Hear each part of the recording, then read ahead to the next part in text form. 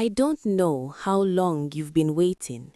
I don't know how many times you've hoped, prayed, and then quietly told yourself, maybe it's not meant to be. But stay with me for a moment, because this story, it's not just a story. It might feel a little too close to home. I once knew a woman who had everything people dream about: a beautiful home, respect, a loving husband, a life that looked complete from the outside.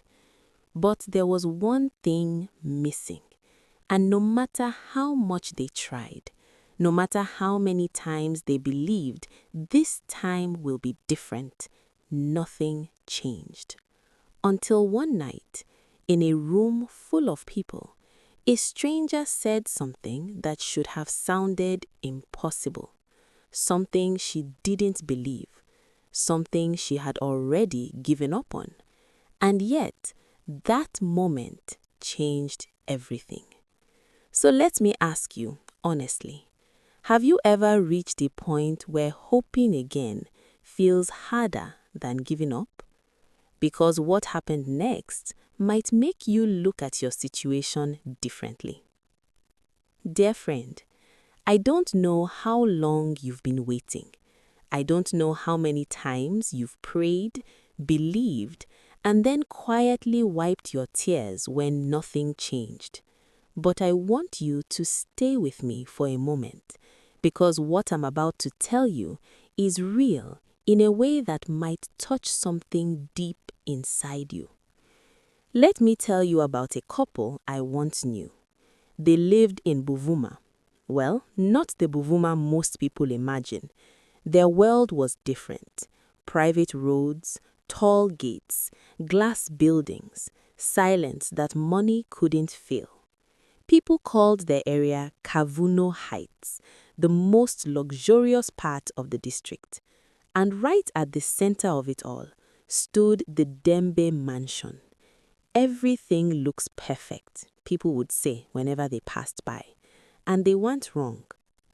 Mr. Dembe was a name that carried weight, calm, composed, always in control. He built one of the biggest tech companies in the region. People respected him, listened when he spoke. And Mrs. Dembe, she was the kind of woman people couldn't stop looking at. Not in a loud way, no. It was her presence. Her beauty was effortless, always in elegant dresses, her braided wigs perfectly styled, her smile soft but confident. Whenever she walked into a room, conversations paused just for a second. Mr. Dembe is a blessed man, people would whisper. But what people see isn't always the full story. Because behind those tall gates, there was a silence. A kind of silence that settles into your chest when something important is missing. No laughter of children running through the halls, no small footsteps echoing across the marble floors, no toys scattered around, just quiet. One evening, as the sun was setting over Buvuma, Mrs. Dembe stood by the wide glass window in their living room, holding a glass of juice she hadn't touched. Mr. Dembe walked in, loosening his tie slightly. "You didn't drink that," he said gently. She didn't turn. "I forgot." He paused, then stepped closer. "You've been quiet today." She let out a small breath. "Today, someone asked me something." He already knew. "What did they ask?" She turned slowly, her expression calm, but her eyes said something else. "They said, so when are we celebrating your baby?" Silence. Mr. Dembe looked down for a moment, then back at her. "And what did you say?" She forced a small smile. "I said, soon." That word hung in the air. Soon. A word they had used for years. They had tried everything, my friend. Everything money could buy.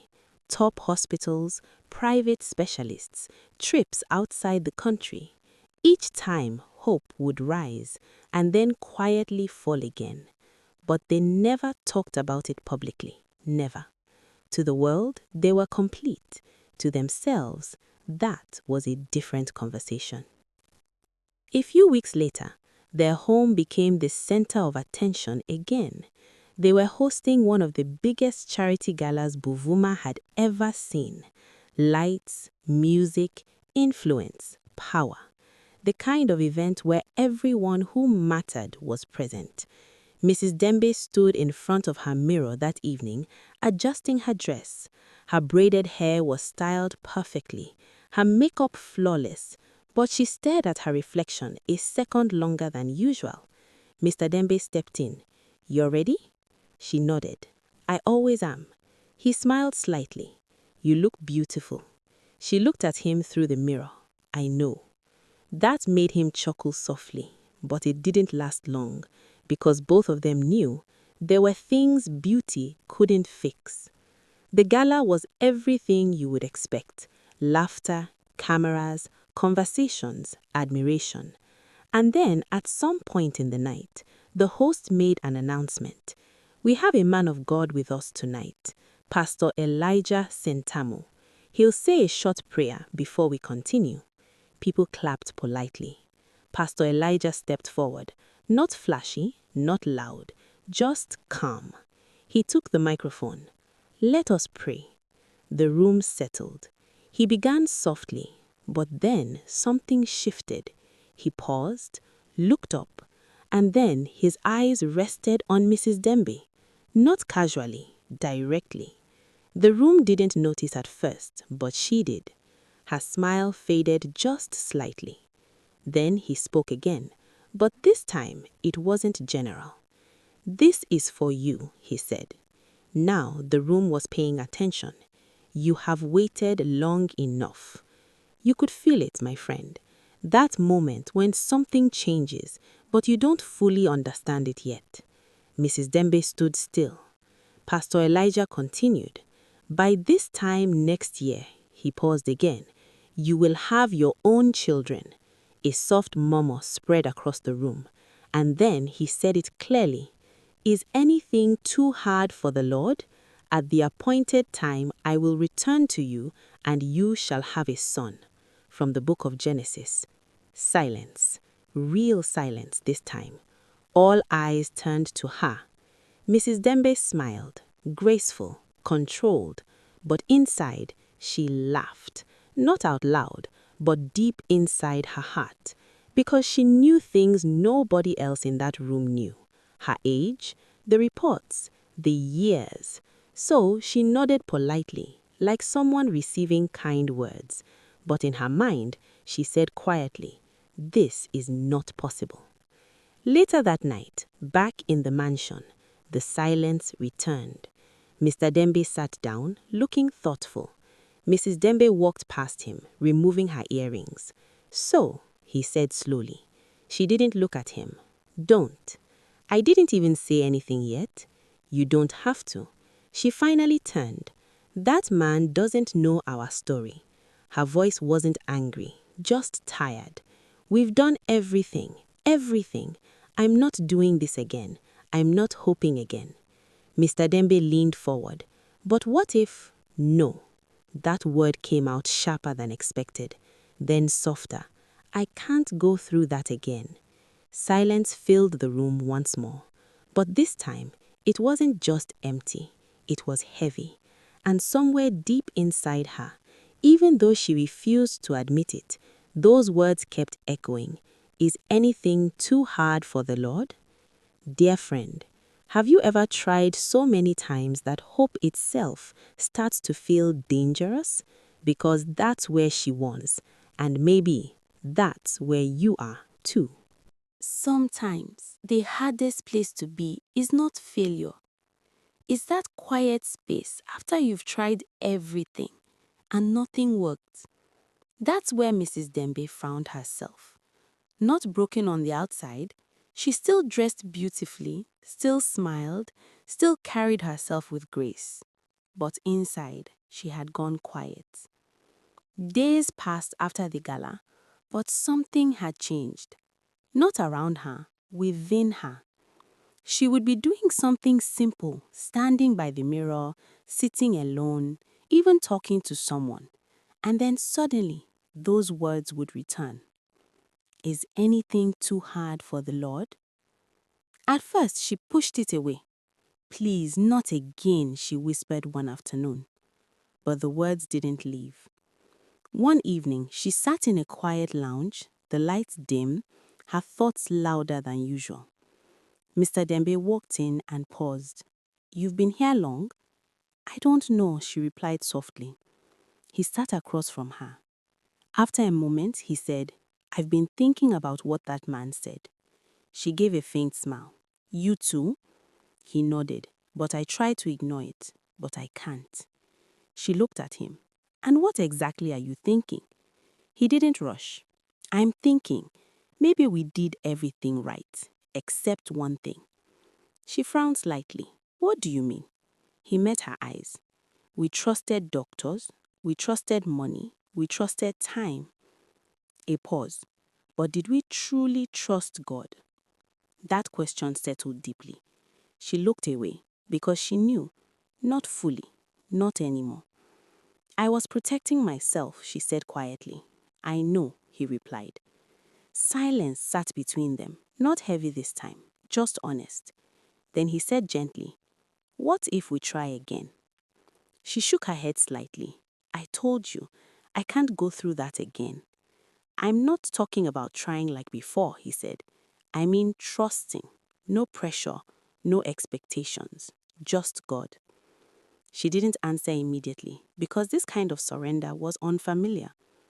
Days later, something shifted. No announcement, no decision spoken out loud, just a quiet pull. Mrs. Dembe found herself walking into the prayer room one morning. That room wasn't new to her. She had been there many times before. She had prayed there, cried there, hoped there. Both of them had. They believed in God. They knew how to pray. But this time, something felt different. The room looked the same, but the atmosphere, it felt still yet full, like something unseen was present. She sat down slowly. For a moment, she said nothing. Then softly, God, I've been here before. Her voice was calm, steady. You've heard me. You know everything I've asked. She paused. And this time, there was no pressure in her voice, no desperation. I'm not coming with expectations, a quiet breath. I just want to trust you again. Silence followed, but it wasn't empty. It was peaceful, deep, settling. Not because something had happened yet, but because something had changed inside her. She stayed there for a while, and when she stood up, the weight she carried in didn't follow her out. Weeks passed. Life continued. No announcements, no pressure, just quiet trust. Until one morning, she woke up feeling different. Not dramatic, just unusual. Later that day, she mentioned it. I've been feeling a bit strange. Mr. Dembe looked at her carefully, holding back his thoughts. Do you want to check? She hesitated. Hope tried to rise again, but gently this time. Okay, she said. They went quietly. No attention, no expectations. The doctor ran the tests. Minutes passed. Mrs. Dembe sat still, her hands together. Mr. Dembe stood nearby, silent. Then the doctor returned, a small smile on her face. Mrs. Dembe, a pause. You are pregnant. Everything went still. She blinked slowly. I'm pregnant? The doctor nodded. Tears didn't come immediately. It was too much to process at once. Mr. Dembe stepped closer. Are you sure? Very sure, the doctor said gently. Then she added, there's more. They both looked up. It's twins. That moment broke something open. Not pain, relief. Mrs. Dembe covered her mouth as tears finally fell. Mr. Dembe held her tight, steady. Because after all those years, God didn't just answer. He went beyond what they imagined. Months passed peacefully, no fear, no anxiety, just gratitude.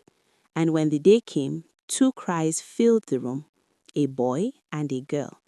Mr. Dembe held his son gently. "We will call him Isaac," he said softly. Mrs. Dembe looked at her daughter, smiling through tears. "And she will be called Testimony." Because that's what she was, living proof. The mansion in Bufuma, it's not silent anymore. But more than that, their hearts are no longer empty. That question from that night, it became their answer. Is anything too hard for the Lord? From the book of Genesis.